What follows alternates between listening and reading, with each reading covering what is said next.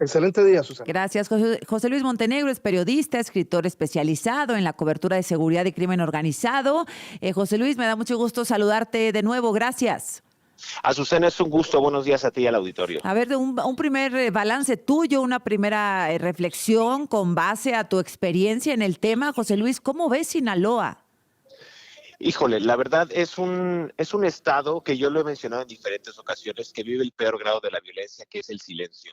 No hay actividad política, económica y social que no se pueda mover sin el aval o sin la venia del narcotráfico, sin los grupos del crimen organizado y en específico del cártel de Sinaloa, Azucena, en sus dos facciones más importantes, los Chapitos, liderada por Iván Archibalde y Jesús Alfredo Guzmán Salazar, y la Malliza, liderada por Ismael Zambada Sicairos, el Mallito Flaco, con sus dos aliados, ¿no? Los rusos y el cártel de Caborca, o lo que queda de él. Yo creo que es interesante ver cómo después de la caída de este líder longevo del cártel de Sinaloa, me refiero a Ismael Mayo Zambada, se ha gestado una guerra fratricida entre estos grupos que en algún momento se llamaron amigos, hermanos.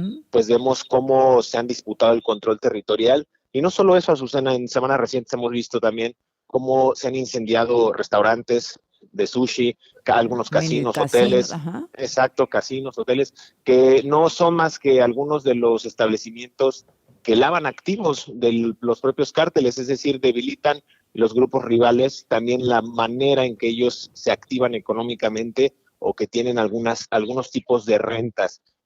Lo que mencionaban ahorita, ¿no? El gran ausente de todo este problema, este conflicto armado, pues es el gobernador Rubén Rocha Moya, que sigue al mando de este estado, que pues, en cualquier país que se jacte de ser democrático ya lo hubieran cesado del cargo. Claro, y bueno, la Fiscalía General de la República, que en un inicio dijo, a ver, estamos investigando todo y no es cierto lo de la gasolinera, mataron a Cuen en el lugar donde los habían citado y eso fue un montaje y sí se lo llevó el Chapito, etcétera. O sea, todo lo que había dicho el Mayo en su carta lo confirmó la Fiscalía General de la República, el Mayo Zambada, salvo que se brincaron el punto donde señala al gobernador Rubén Rocha Moya como participante en esta reunión. Hasta hoy la Fiscalía, que prometió investigar y ser muy transparente, pues con Rocha Moya no lo ha hecho.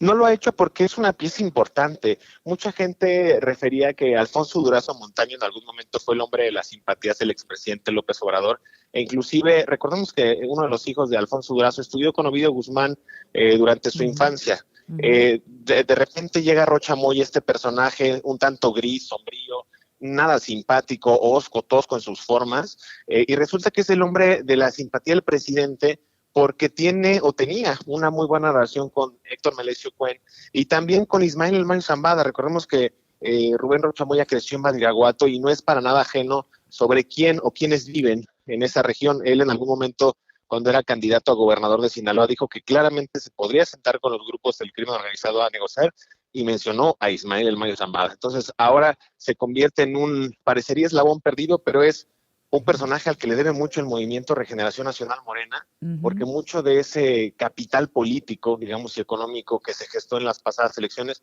tuvo que ver, Azucena, abiertamente con el financiamiento de campañas políticas por parte de este grupo del crimen organizado. Y Rubén Rocha Moya, por eso no lo han cesado del cargo, porque es evidente que lo quieren ahí, porque es una pieza que de hacer falta mancharía el propio movimiento de que sí tuvo un financiamiento del crimen organizado. Sí, porque pues callado el señor Rocha Moya, pues nadie más sale afectado. Totalmente, y la verdad es que es una pena para la gente que vive en Sinaloa, uno de los estados que yo he dicho abiertamente que es uno de los más preciosos y ricos del país, en todo sentido, incluida la gente que es muy amable. Yo creo que es una deuda pendiente del gobierno federal ahorita de Claudia Sheinbaum.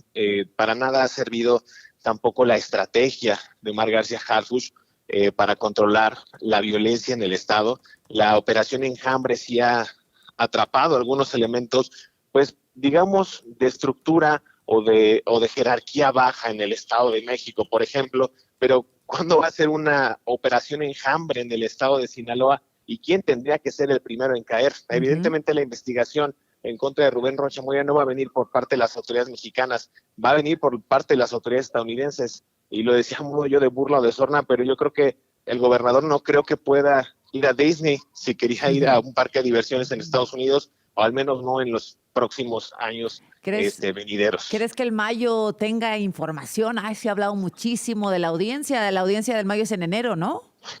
En enero, correcto. Ajá. Yo creo que sí tiene mucha información, Gracias. pero también lo están presionando mucho por parte del gobierno de Estados Unidos con la, digamos, amenaza de que puede ser sujeto a una pena de muerte. Allí vamos a ver si el abogado Frank Pérez logra tener un acuerdo con las autoridades para que logren una pena mediana o quizás una cadena perpetua, que no le conviene porque ya es un hombre de Pues casi sí. 77, 78 años, pero de ser posible, yo he incluso lanzado la hipótesis de que el gobierno de México, en una especie de operación rescate, porque ya ves que lo han estado buscando, Ujú. repatriarlo o extraditarlo hacia México, sería pues esa negociación. Traer a Mayo Zambada de regreso a México le implicaría una operación de control de daños al gobierno federal por todo lo que pueda hablar el capo en Estados Unidos, y quizás a modo de cambio pueden dar algún otro político, ¿eh? No dudes que podría ser una moneda de cambio, e inclusive a Rafael Caro Quintero, quien ya lo piden desde hace mucho tiempo, por este caso de El Enrique Kiki Camarena Camarena. Salazar, el Kiki, Ujú. en 1985, Ujú. sí. Uy, bueno, pues José Luis, vamos a verlo en enero. Está la audiencia del Mayo, está la audiencia de los Chapitos, ¿no? De Ovidio y de Iván. ¿De Joaquín? De Joaquín, Joaquín. perdóname. Sí, sí, Uh-huh. sí, de Joaquín, de Ovidio y de Joaquín. Vamos a ver qué pasa y si alguien señalan, porque si aquí está involucrada, involucrado el factor traición, pues a los mayos no les importa a quién se lleven entre los pies, José Luis, porque esta guerra tan fuerte en Sinaloa, pues es en gran medida explicada por la traición que sienten los mayos por parte de los chapos al llevarse a Zambada. Déjame volver contigo, José Luis, un momentito, ¿sí?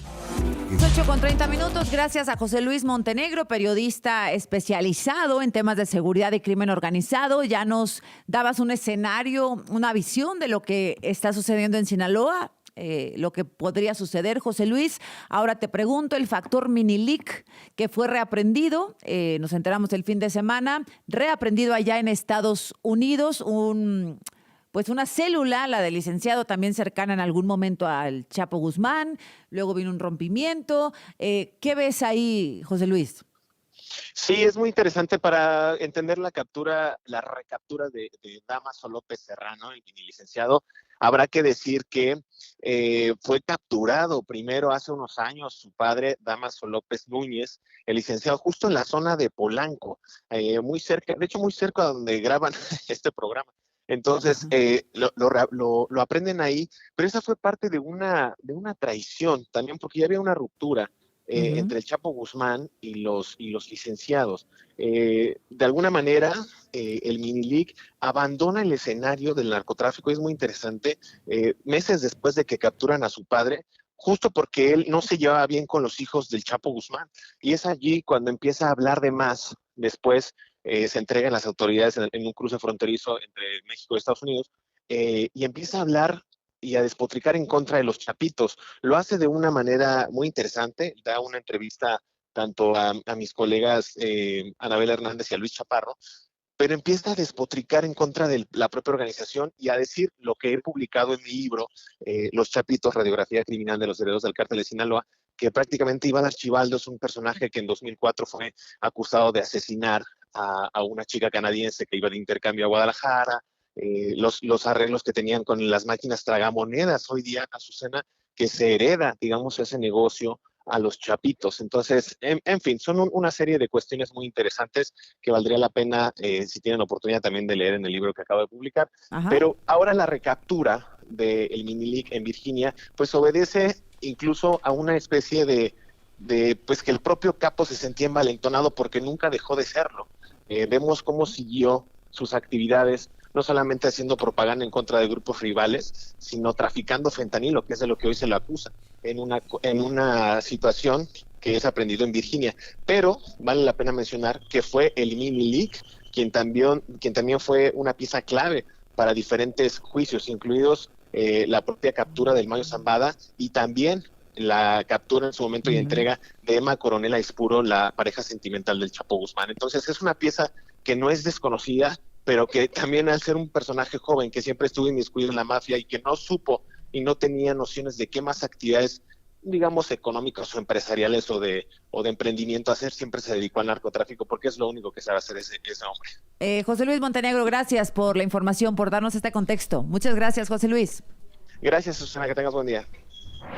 Bueno, como cada lunes, aquí en esta mesa, Emilio Álvarez y Casa, integrante del Frente Cívico Nacional. ¿Cómo estás, Emilio? Buenos días. Buenos días.